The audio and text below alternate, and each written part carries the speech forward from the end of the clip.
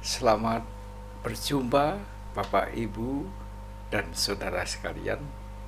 Tetap semangat, berkah dalam, dan juga tetap kuat meskipun kita tinggal di rumah.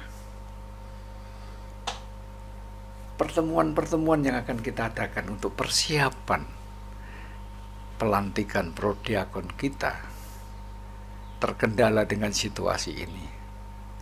Maka pengurus dan kami para romo sepakat untuk mengadakan kursus secara virtual semacam ini. Nah, kebetulan yang pertama ini saya yang ditugaskan untuk mengajak Bapak Ibu calon prodiakon Paroki Purbalingga mengenal dan juga menghayati kehidupan sebagai seorang prodiakon atau prodiakones. Satu hal yang penting kita ingat, meskipun kita nanti dilantik menjadi prodiakon atau prodiakones, kita ini tetaplah awam. Awam bukan berarti tidak tahu apa-apa. Awam bukan berarti orang nomor 2. Awam, pengertian awam dalam gereja Katolik adalah orang-orang beriman yang tidak menerima tabisan. Bapak Ibu, anak-anak sekalian di rumah, juga suster dan buder termasuk kaum awam karena mereka tidak ditabiskan. Nah, kami para imam menerima tabisan diakon, tabisan imam, dan Monsinyur Christophorus Triarsono menerima tabisan uskup.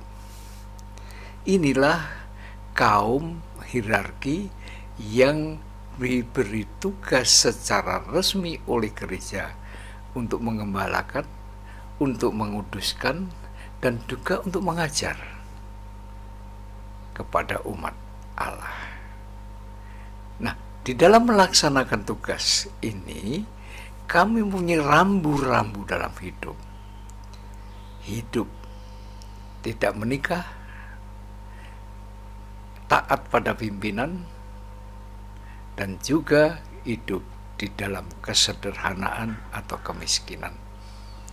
3 hal ini yang menjadi rambu-rambu dalam pelaksanaan Tri Tugas Kristus ini. Nah, saudara yang terkasih, dengan cara demikian kami para imam mencoba berjuang untuk mencapai kesucian hidup. Dan inilah pilihan yang kami yakini menjadi panggilan Allah. Demikian juga Bapak Ibu sekalian, Bapak Ibu dengan menerima permandian, Bapak Ibu dipersatukan dalam gereja kudus dan mempunyai tugas yang sama. Dan dipanggil juga dengan yang sama, yaitu mencapai kesucian seperti Bapa suci adanya. Nah, dengan cara hidup sehari-hari, berjuang di dunia, dan dalam keadaan yang nyata, itulah kehidupan perjuangan medan dari Bapak Ibu sekalian untuk mencapai kesucian. Maka baik awam maupun hierarki, martabatnya itu sama. Tidak ada yang lebih bagus, lebih unggul, lebih mulia, lebih sempurna. Dua-duanya sama, baik sebagai hierarki maupun sebagai awam, karena inilah pilihan atas panggilan kita, keputusan pribadi, dan juga kehendak bebas kita. Maka dari itu, Bapak Ibu yang terkasih, dalam mencapai kesucian Bapak Ibu sekalian, sebagai kaum awam, dunialah yang menjadi arena perjuangan keluarga dan masyarakat serta hidup bernegara dan bersosial. Di situ Bapak Ibu dipanggil untuk mencapai kesucian, termasuk yang paling penting ialah dalam hidup keluarga. Meskipun Bapak Ibu nanti dilantik menjadi prodiakon, jangan lupa bahwa status awam ini sangat-sangat melekat. Bapak Ibu bukan hierarki, maka kehidupan keluarga menjadi penting dan menjadi kunci akan pelayanan kita. Prodiakon yang baik memiliki keluarga yang baik. Nah, dalam hidup berkeluarga, Bapak Ibu sudah dengan cara bebas memilih pasangan hidup. Sehidup semati akan setia selama hidup di dunia ini. Dan hanya maut yang dapat memisahkannya. Artinya, dengan menghidupi perkawinan Bapak Ibu sekalian, berarti menghidupi pula kehidupan prodiakon-prodiakones Bapak Ibu sekalian juga. Maka tidak ada prodiakon yang hidupnya keluarganya berantakan. Tidak pantaslah kalau seorang prodiakon menjadi sandungan di dalam hidup bermasyarakat.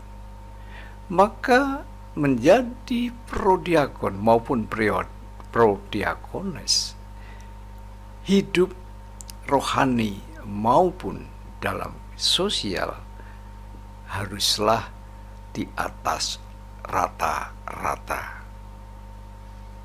Ini yang menjadi tujuan dari kita semua, supaya menyadari saya kaum awam diberi tugas secara khusus oleh Bapak Uskup untuk melayani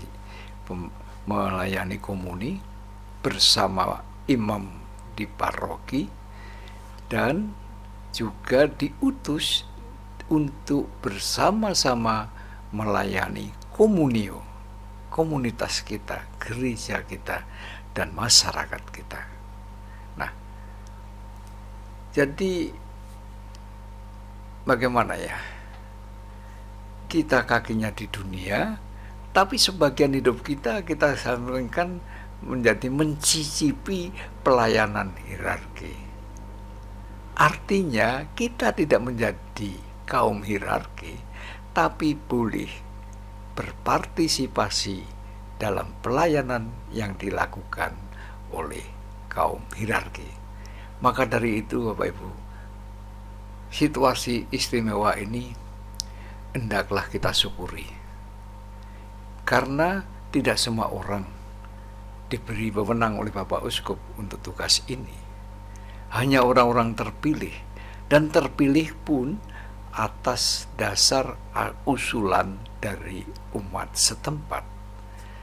Maka kehidupan Bapak Ibu paling tidak di tempat komunitas setempat menjadi panutan. Dan ini sungguh-sungguh bukanlah suatu beban bagi kehidupan kita, tetapi kita mewujudkan bagaimana kita melayani Tuhan sebagai seorang awam, sebagai ibu yang benar dan baik, sebagai bapak yang benar yang baik, tapi tetap menyediakan diri untuk pelayanan gerejani, yaitu di dalam pelayanan komuni atau komunio. Maka dari itu Bapak Ibu yang terkasih, satu hal yang penting kita pegang, seperti apa yang saya katakan tadi, kita dipanggil untuk mencapai kesucian dengan cara yang Bapak Ibu pilih, yaitu dalam hidup berkeluarga. Hidup berkeluarga dasarnya adalah cinta kasih suami istri. Dua menjadi satu. Artinya tidak ada tempat untuk saling menyalahkan, tidak ada tempat untuk saling menang dan kalah, tetapi di situ ada tempat untuk pengampunan. Maka dua menjadi satu, sungguh-sungguh menjadi indah kalau kita berani mengampuni. Dan inilah panggilan hidup kita. Nah, dari situ mengalirlah cinta kasih itu kepada anak-anak dan pada pelayanan suami. Maka kehidupan suami istri bagi prodiakon menjadi sangat-sangat penting, menjadi kunci sukses, tidak hanya sebagai pelayan tetapi sebagai saksi hidup sebagai orang beriman. Maka Bapak Ibu yang terkasih, saya akan mengajak Bapak Ibu sekalian sekali lagi mensyukuri Bapak Ibu sekalian adalah orang-orang yang tergolong kaum awam, kaum beriman yang tidak ditapiskan, tetapi diberi tugas secara khusus dalam waktu tertentu, di tempat tertentu, untuk bersama-sama imam di paroki melayani umat Allah dalam pelayanan komuni, baik dalam ekaristi maupun dan bersama pastor paroki melayani kebutuhan rohani umat setempat. Nah, inilah panggilan kita. Mari, saudara siap untuk itu, saudara siap untuk menjadi pelayan, dan saudara siap menjadi kaum awam yang baik, menjadi warga negara 100% dan warga gereja orang Katolik 100%. Berani memberikan kesaksian iman dengan mewujudkannya dalam tindakan sehari-hari. Dengan demikian kita menjadi prodiakon yang berkualitas. Maka mari kita bertanya pada diri kita sendiri, bagaimana kehidupan saya di dalam keluarga? Apakah saya sudah menjalankan, menghayati kehidupan dalam keluarga, menghidupi sakramen perkawinan yang kita saling terimakan antara suami dan istri? Dan siapkah kita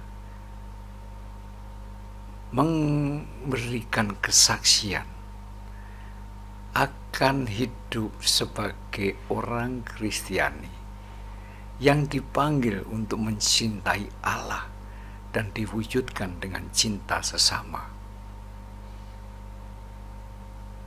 Apakah kita juga terbuka dengan dorongan Roh Kudus untuk melayani sepenuh hati, namun tidak pernah meninggalkan keluarga? Kepentingan keluarga menjadi nomor satu, dan itulah panggilan kesucian kita. Amin. Sampai ketemu lagi dalam sesi kedua. Kita akan membicarakan hal yang lain. Semoga ini sangat berguna bagi persiapan batin kita untuk menjalani kehidupan rohani kita. Terima kasih. Salam sejahtera, tetap sehat, tetap semangat walaupun kita di rumah. Sampai jumpa.